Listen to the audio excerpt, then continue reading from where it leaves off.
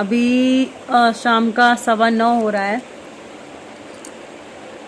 Blog में आज मैं शाम के टाइम का जितना भी वीडियो रिकॉर्डिंग्स था मैंने नहीं किया, क्योंकि कई बार वीडियो रिकॉर्ड करने में काम लेट होते हैं। अब क्योंकि आज हमारा गुरु रियाज भी था शास्त्रीय नृत्य कथक का, तो शुद्ध कथक सीखना बहुत अच्छी बात है। ये मेरा ड्रीम था बचपन से ही। इस ड्रीम के साथ मैंने प्रयास किया था कि मैं अपना भविष्य बनाऊंगी, संवारूंगी, लेकिन ठाकुर जी की इच्छा मिला मुझे। लेकिन थोड़ा जो सपने थे बचपन से, वो बचपन से तो नहीं मिले, क्योंकि फतेहपुर जो मेरा शहर था, कस्बा था, उसमें तो ये पॉसिबल नहीं था। वहाँ मेरी मात्र एजुकेशन पूरी होने में ही बहुत सारी बाधाएं थी, लेकिन फिर भी मैंने जैसे तैसे करके शादी के बाद मेरा खाली BA सेकेंड ईयर कंप्लीट नहीं हुआ था और शादी मेरी फिक्स हो गई थी। मेरा बहुत प्रयास था कि BA सेकेंड ईयर में मैं शादी योग्य नहीं हूँ, पापा आप ही मत करो, मैं फाइनल कर लूँ कंप्लीट, एटलीस्ट पढ़ाई तो कंप्लीट कर लूँ, इसके बाद आप मेरा शादी के बारे में सोचिएगा। तो मेरी कोशिश थी कि सेकेंड ईयर में शादी ना करूं, लेकिन अब जो बड़े कहते हैं तो करना ही पड़ता है। आपका अपना जोर नहीं होता। अब तो काफ़ी ज़्यादा लोगों के अंदर इतनी क्षमता है कि अपनी बात को माँ बाप के सामने कह सकते हैं, पर तब उतनी नहीं थी। और मम्मी पापा का सोचना भी अपना सही था कि समय के साथ कर दो, क्योंकि 3 बहनें थे हम और एक भाई था, तो सबकी 18-18 साल में, 18-18 वर्ष में सबकी शादी हो गई। BA सेकेंड ईयर ही था मेरा, और शादी जिस समय हुई मैं मानसिक तनाव में रही, काफ़ी मानसिक तनाव रहा, और अधूरे सपनों के साथ, अधूरे शिक्षा के साथ, अधूरी अनुभवों के साथ मैं शादी के साथ ससुराल आई थी। और जैसा कि सबका अनुभव रहता है, ससुराल में शुरुआत होती है हर चीज़ के लिए, बहुत सारी चीज़ें होती हैं, बहुत सारे अनुभव मिलते हैं, और इसके साथ ही बहुत सारा अनुभव जब मैंने पाया, तो मेरी थोड़ी सी शिकायत मेरे ईश्वर से थी, लेकिन दिनों के साथ जैसे जैसे दिन बढ़े और समय बढ़ा, तो वो अनुभव कहीं ना कहीं मुझे अच्छे लगने लगे कि हर एक की लाइफ में संघर्ष होना भी ज़रूरी है, क्योंकि अगर संघर्ष नहीं तो इंसान ईश्वर को याद नहीं करेगा। और शुरुआत मेरी ससुराल में एक कमरे के साथ हुई थी। उस कमरे में एक टीन लगी हुई थी, मतलब मेरे कमरे में लेंटर नहीं पड़ा था और मात्र टीन था। उस टीन के नीचे रात में तो खैर सोने में थोड़ा सा ठंडक हो जाता था, क्योंकि छत का कमरा था और 4थी मंजिल में मेरा कमरा था।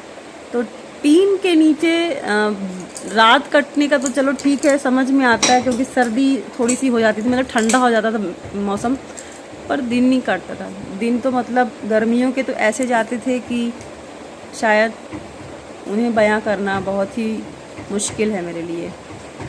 मतलब मैं सच क्या कहूँ, मैं अपने दुख का बखान अगर लोगों के सामने करा जाए तो शायद हंसी का पात्र बनता है, और शायद मेरा भाग्य ही रहा जो मुझे इतने अनुभव लेने के लिए ईश्वर ने मुझे संवारा और तराशा, कि सारी सुविधा और सब कुछ होते हुए भी मुझे उस माहौल में रहना पड़ा। और उस माहौल में दिन का जो माहौल होता था, जब गर्मी होती थी, तो जो 2 से 4 के बीच का समय होता था, कई बार चद्दर को गीला करके मुझे अपने आप को ढकना पड़ता था, ओढ़ना पड़ता था, कि मुझे थोड़ी सी ठंडक मिले। इतनी गर्म होती, मतलब उस हर गर्मी में मुझे कालरा होता ही था, क्योंकि ऊपर के कमरे में इतनी ज़्यादा गर्म होती थी। और जैसे ही 4 बजता था मैं वेट करती थी। गांव में लाइट नहीं आती थी, मेरी शादी गांव में हुई थी, औंग नाम है गांव का, और गांव में हुई थी, तो वहाँ दिन में लाइट कभी नहीं आती थी, हमेशा शाम को ही 7 बजे लाइट आ जाती थी। तो जो इंसान हमेशा इन्वर्टर में रहा और हमेशा दिन रात लाइट रहती थी, लेकिन शादी के बाद ये मेरा भाग्य था कि मुझे ऐसे एरिया में जाना पड़ा जहाँ दिन में लाइट ही नहीं रहती थी, रात में ही लाइट आती थी।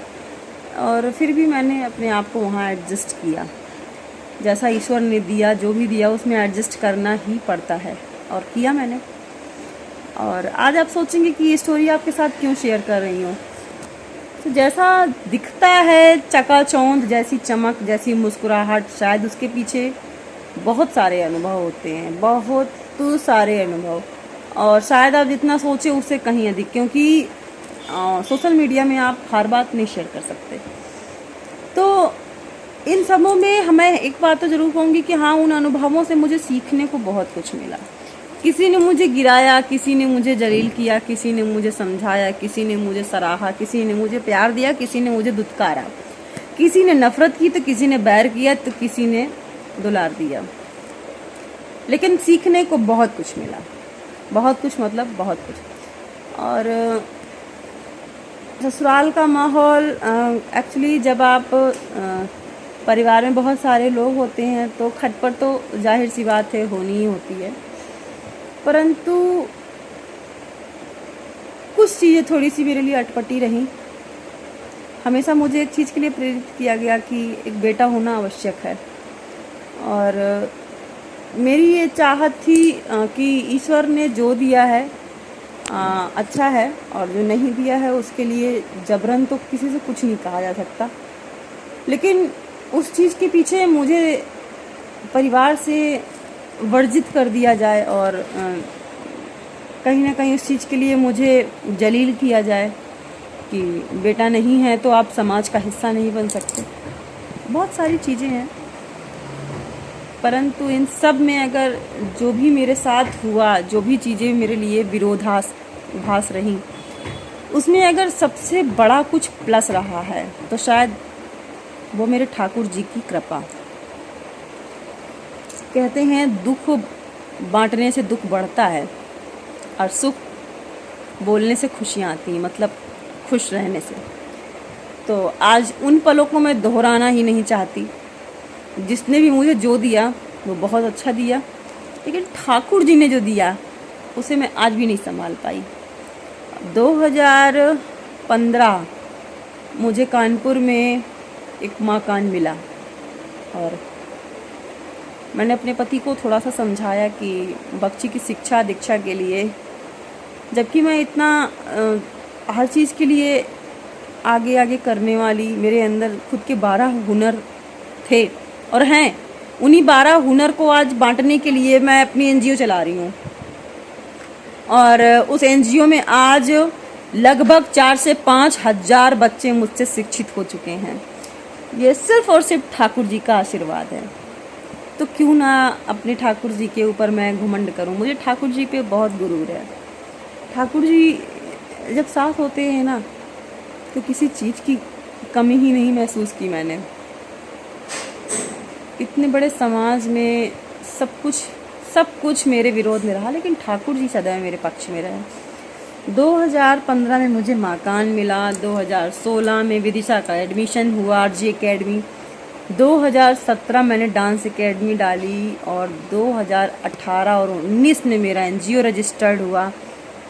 और आज तो बहुत कुछ, मतलब शायद ही कानपुर में इस पर्सनालिटी को कोई ना ही जानता हो, लेकिन मैक्सिमम लोग मेरे नाम से, मेरे चेहरे से और ठाकुर जी की कृपा से लगभग हर बंदा हर बंदी जान चुका है। तो ये मेरे ऊपर ठाकुर जी की विशेष कृपा रही। और जिन्होंने जो चाहा उसे वही देते हैं ठाकुर जी। गीता में एक बहुत सुंदर बात लिखी है कि जिसकी जिसमें श्रद्धा होती है ईश्वर उसकी स्थापना उसी में डाल देते हैं। जैसे कि ऐसा नहीं है कि ईश्वर किसी की सुनता नहीं है, लेकिन परिवार में बहुत से लोगों की इच्छा थी कि मुझे बेटा चाहिए, बेटी चाहिए, या धन चाहिए, या फिर मुझे शोहरत चाहिए, या रिश्तेदारी में मेरा नाम चाहिए। तो जिसने जो चाहा उसको वो मिला। लेकिन 2013 से ही जब मुझे रिश्तों से बैराग हुआ, रिश्तों से मैंने चोट खाई, तो मैंने अपने आप को आध्यात्म की तरफ झोंका। मैं रात को 2:30-3 बजे उठ के अपनी अम्मा की दी हुई गीता को पढ़ती, उस गीता के एक एक शब्द को निहारती और आकलन करती कि मनुष्य सिर्फ एक जीवन मिलता है, और उस जीवन के साथ इतना कुछ क्यों इधर उधर भागम भागी होती है। इंसान को सिर्फ अपना मन एक चीज़ में एकाग्र करना चाहिए, वो है भक्ति और सेवा भाव। तब से मैंने ये डिसाइड किया कि मुझे केवल और केवल गीता पढ़नी है और अपने आप को आध्यात्म की तरफ ले जाना है। यकीन मानिए, जिस दिन से मैंने ठाकुर जी की भक्ति शुरू की उस दिन से मेरी ज़िंदगी और दुनिया और मेरा समाज सब कुछ मानो बदल सा गया, सब कुछ। विश्वास नहीं होता। और आज ठाकुर जी ने बहुत कुछ दे दिया, इतना कि जो संभाला नहीं जा सकता मुझसे। बट एक बात इन सब में बहुत अहमियत रखती है, वो है भटकाव। जितनी बार मैंने गीता पढ़ा, जितनी बार मैंने भक्ति के प्रति अपने आप को झोंका है, उतनी बार ये कलयुग कहीं ना कहीं मुझे भटकाव की तरफ थोड़ा सा लेके जाता है। जैसे कि अच्छा, मैं जिस दिन निकाल के बैठी हूँ, पूजा पाठ करके बैठी हूँ, उसी समय पर कुछ ऐसा हो जाएगा जिससे मुझे क्रोध आ जाएगा। और फिर मैंने अपने आप में आकलन करना होता है कि अरे आज ही तो मैंने इतना अच्छा पाठ पढ़ा था और आज ही इस बात का क्यों सामने से किसी ने ऐसा किया जो मुझे ये चीज़ हुई। लेकिन मैं अपने आप में ये एहसास करती हूँ कि ठाकुर जी जानबूझ के मेरी परीक्षा लेते हैं, फिर अपने आप को कंट्रोल करती हूँ। तो जीवन एक बार मिलता है, रिश्तों में उसे मत झोंके। रिश्ते मात्र कुछ नहीं, सिर्फ भटकाव है, और भटकाव में जीने वाला इंसान सदैव दुविधा में ही जीवन जीता है। और अंत समय जब वो उसके प्राण पखेरु निकल जाते हैं तो कुछ नहीं बचता उसके पास। हंसने वाले रोने वाले 2 दिन कहेंगे यार बहुत अच्छा इंसान था, जब तक जीवित रहेगा तब तक कोई देखने भी नहीं आएगा। एक दूसरे से बात करना लोग पसंद नहीं करते। मैं देखती हूँ दुनिया में 4-4, 6-6 भाई बहन होते हैं, लेकिन पूरा जीवन शादी के बाद एक दूसरे से बात ही नहीं करते। लोगों को लगता है कि अगर कोई मुझसे आगे बढ़ रहा है तो उससे मतलब मत रखो, वो ऊंचा उठ रहा है तो उसकी टांग खींच लो, वो नीचे गिर जाए। और मतलब प्रतिस्पर्धा, ईर्ष्या, द्वेष इतना ज़्यादा बढ़ चुका है कि इंसान इन सब में अपने प्रेम को, अपने खून को, अपने हृदय को इतना पत्थर बना लेता है कि रिश्तों में कुछ दिखाई नहीं पड़ता। तो मैंने अनुभव किया कि इन रिश्तों से हट करके जो अपने पास है, परिवार में जो आपका सदैव साथ दे रहा है, सिर्फ आप उसका साथ दें और इसके अलावा ज़्यादा किसी चीज़ में अपने आप को सफाई देने का प्रयास ना करें और बहुत ज़्यादा रिश्तों को जोड़ने का प्रयास ना करें। एकांत जीवन जिएं और गीता पढ़ें प्रतिदिन। जितना हो सके अपने आप को व्यस्त रखें, चाहे अच्छे कार्यों में, चाहे सामाजिक कार्यों में, चाहे गृहस्थ जीवन में, क्योंकि व्यस्तता ही एकमात्र ऐसी जड़ी बूटी है जो आपके मानसिक तनाव को कम कर सकती है। मैंने पाया जितना रिश्तों को समेटने में मैंने अपना समय गंवाया है, वो समय मेरे जीवन का सबसे बर्बाद और सबसे बेकार समय गया। मैं भीड़ से बहुत अलग होना चाहती हूँ, मुझे भीड़ बिल्कुल पसंद नहीं है। अब कोई रिश्तेदार, नातेदार, भीड़, परिवार, बहुत दूर जाना चाहती हूँ मैं इन सब चीज़ों से। मुझे चकाचौंध अब अच्छी नहीं लगती, क्योंकि कुछ नहीं पाया मैंने, इन चीज़ों में कुछ नहीं रखा है सिवाय प्रतिस्पर्धा और जलन के। लोग एक दूसरे को देख करके क्या कहें, बम फोड़ते हैं पीछे। शुद्ध भाषा में कानपुर की कहें तो बम फोड़ते हैं। कोई किसी से खुश नहीं होता। तो जब किसी को खुश ही नहीं होना है तो सीधे ईश्वर पे अपना लगन लगाओ, अपने गृहस्थ जीवन को संभालो। सिर्फ अपने पति और अपने बच्चे, यही गृहस्थी है। और अगर कोई चाहता है कि हमारे बिना आप खुश रहें तो उसमें छोड़ दें उसे और खुश रहें। बेकार उन रिश्तों में मन नहीं हो उसे, कोई किसी का नहीं है। माता पिता, भाई बहन, सास ससुर, जेठ जेठानी, नंद नंदोई, कोई किसी का नहीं है। सिवाय अकेला ठाकुर जी के आपके पास कोई नहीं है जो आपकी सुनेगा। क्योंकि मैंने गरुण शास्त्र में पढ़ा है ये बात, और हमेशा अब तो मैं सोचता हूँ, लोग बोलते हैं गरुण शास्त्र नहीं पढ़ना चाहिए, लेकिन मैं तो पढ़ती हूँ, मेरे मन में रहता है। हर चीज़ की जानकारी होनी आवश्यक है। गीता पढ़ती हूँ, लोग बोलते हैं गीता पढ़ने से विरह होता है, मैं कहती हूँ विरह अच्छा है। गीता पढ़ने से अगर विरह होता है, मतलब 2 लोगों से ममता हटती है, तो अच्छा है, क्योंकि सच्चाई और वास्तविकता से परिचय होता है। और सच्चाई और वास्तविकता यही है कि भीड़ से हटे और अपने आप को भक्ति और आध्यात्म की तरफ ठाकुर जी के चरणों में लगाएं, क्योंकि उसके अलावा अन्य कुछ भी इस संसार में सत्य नहीं है। मात्र एक मंत्र, हरे कृष्ण कृष्ण कृष्ण हरे हरे, हरे राम राम राम हरे हरे। सिवाय इन शब्दों की दुनिया में सब कुछ व्यर्थ है। तो रिश्तों से बिल्कुल दूर हटें, भीड़ से हटें। स्पेशली विशेष तौर से मैं यही कहूँगी, भीड़ से हटें। माता पिता आपके अच्छे हैं तो प्यार करें, अगर बेटे अच्छे हैं तो आप बेटों से प्यार करें। जो आपके लिए आपके संस्कारों के साथ है उसको साथ रखें, लेकिन जो आपके संस्कारों से विरुद्ध है, मैं ये नहीं कहूँगी उन्हें छोड़ दीजिए, दूर हट जाइए, रहिए साथ, लेकिन यहाँ से निकाल दीजिए, क्योंकि यहाँ से निकाल दिया तो लाइफ जिंगा लाला।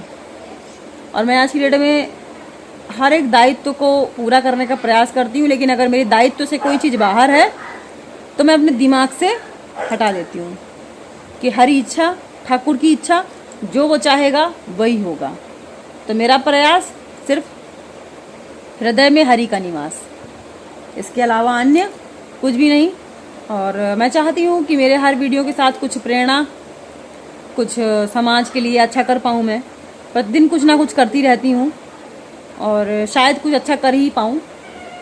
मुझे इस बात का मलाल नहीं कि पिछला जीवन में क्या रहा, क्या बीता, लेकिन अगले आने वाले भविष्य का है कि मुझे अपने इस छोटे से जीवन में जितने भी दिन हैं, उन दिनों में अपने आप को सिर्फ और सिर्फ अच्छे कार्यों में, ठाकुर जी से हमेशा कहती हूँ कि मेरे मन में अहंकार ना देना और अपने अच्छे कार्यों में मुझे अपने चरणों में लाने के लिए एक अच्छा सा मार्ग बता देना। तो वो समाज सेवा का मार्ग है, जिसके माध्यम से मैं प्रतिदिन कुछ ना कुछ अच्छा करती रहती हूँ। लोग बोलते हैं कि जब अत्यधिक धन आता है तो उसका एक अंश दान करना चाहिए, तो मेरा एक प्रयास है, मैं एक दान पात्र बना के बैठी हूँ।